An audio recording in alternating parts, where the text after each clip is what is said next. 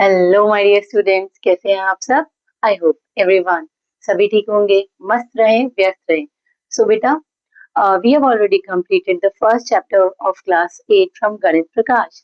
So now we are going to start the second chapter, Power Play. On the request of many students, I have started this chapter, and I really want to thank you everyone for such a great appreciation. Mr. Bhupendra Negi have given such a motivational appreciation. I really work on that. Thank you so much, everyone. So let's just continue with the chapter. ऐसे ही motivate करते रहिए ताकि मैं भी अच्छा content बनाती रहूं. Okay, I need motivation. Okay, fine. So class 8 power play हम स्टार्ट करते हैं बच्चा. Okay, so the first thing if we see 3 to the power 4. Okay, everyone have seen this. 3 to the power 4. Power play बेटा कुछ और नहीं है, exponents इन power. Class 7 में भी आपने किया एंड प्रीवियस एनसीईआरटी में भी एक्सपोनेंट इन पावर के नाम से ये चैप्टर था. तो please not to get worry, concept बहुत इजी है. लास्ट तक इस वीडियो में बने रहेंगे, आपका कॉन्सेप्ट बहुत ही आसानी से क्लियर होगा. And if you feel any trouble in any question, kindly comment in comment box. Okay, so let's just come back to the point now. 3 to the power 4 है बेटा. Okay, यहाँ पे 3 आपकी बेस रहेगी, 4 is the power, and this complete term is known as exponential term. इस पूरे term को हम क्या कहते हैं, एक्सपोनेंशियल टर्म कहते हैं, एक्सपोनेंट कहते हैं. अब यहाँ पे सबसे प्रायोरिटी में जो आपको फॉलो करने हैं, that are laws of exponent. हर लॉ ऑफ एक्सपोनेंट आपको अच्छे से याद होना चाहिए, आपको समझ आना चाहिए कि इसको हम कैसे यूज करेंगे. हर एक लॉ का मैं एक एक एग्जांपल दूंगी, ध्यान दीजिएगा. The first law is a to the power m and a to the power n, यानी कि अगर बेस सेम है आपकी और पावर डिफरेंस है तो पावर क्या हो जाएगी बेटा, ऐड हो जाएगी. फॉर एग्जाम्पल आपके पास है 2 to the power 3 into 2 to the power 5.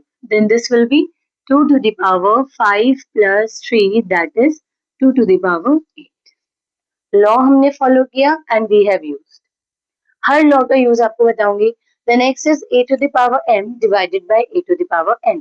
क्या होता है, अगर बेसिस सेम है, पावर डिफरेंस है, वो डिवाइड में है, तो पावर क्या हो जाती है बेटा, सब्ट्रैक्ट हो जाती है, माइनस हो जाती है. 5 to the power 5 divided by 5 to the power 3. Then it will be 5 to the power 5 minus. Okay, next is power of a power. मतलब पावर ऑलरेडी है और उसकी भी क्या है, पावर. और ऐसे में क्या होती है, पावर्स क्या हो जाती है बच्चे, मल्टीप्लाई हो जाती है. सो इसका भी हम एग्जांपल लेते हैं. For example 3 to the power 4 है बेटा, और बाहर क्या है हमारे पास, 3 है. ये एक पावर थी of a power, power of a power. Power की भी अगर पावर है तो यहाँ पे जो पावर होगी वो क्या हो जाएगी, मल्टीप्लाई, यानी कि 4 times 3 is 12. ओके, किसी भी नंबर की पावर अगर 0 है तो उसकी वैल्यू क्या हो जाएगी, 1 हो जाएगी. For example, you have a number like 12. 12 to the power 0 is 1. Whatever the number is, it is a simplification like 3 plus 4 plus 7 whole to the power 0.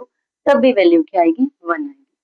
अब यहाँ पे ये जो आपका पार्ट है ना बेटा, this law is too much used in the simplification. जो questions आपके 3 to 5 marks के अगर power play में आ जाते हैं, like PT1 are almost started in every school. I will discuss the some of the good questions which can come in PT1 in the next video.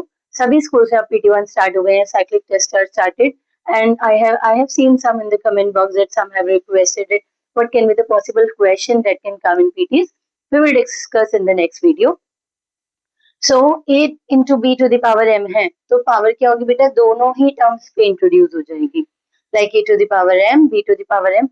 इसका use हम बहुत करेंगे simplification में, बाकी सबका करेंगे, but this is the mode. For example आपके पास 6 to the power 5 आ गई बेटा. ओके, अब 6 के फैक्टर्स क्या होते हैं, 2 into 3. You can write 6 as 2 into 3 and whole power कितनी है बेटा, 5. तो ये 5 पावर होगी, वो दोनों ही टर्म्स पे 2 पे भी इंट्रोड्यूस होगी और 3 पे भी इंट्रोड्यूस हो जाएगी. Got it? Okay. The next is, अगर किसी भी नंबर की नेगेटिव पावर होती है, आपको उसे पॉजिटिव में कन्वर्ट करना है, तो आप क्या कर देंगे, उसका रेसिप्रोकल कर देंगे, वाइस वर्सा कर देंगे, तो वो पावर क्या हो जाएगी, पॉजिटिव हो जाएगी. डजंट मैटर अगर ये मान लीजिए इस तरीके से भी है, 3 to the power -2 है, अगर मैं इसका रेसिप्रोकल करूंगी तो ये क्या हो जाएगा, 3 to the power 2. अपॉन में आप 1 लगाए, डिनोमिनेटर 1 है या नहीं है, doesn't matter. So this can be written as 3 to the power 2. इस तरीके से भी पॉसिबल है और इस तरीके से भी पॉसिबल है. Laws of exponents are very important, जिस पे बेस्ड आपके क्वेश्चंस आते हैं. This is the first part of the video.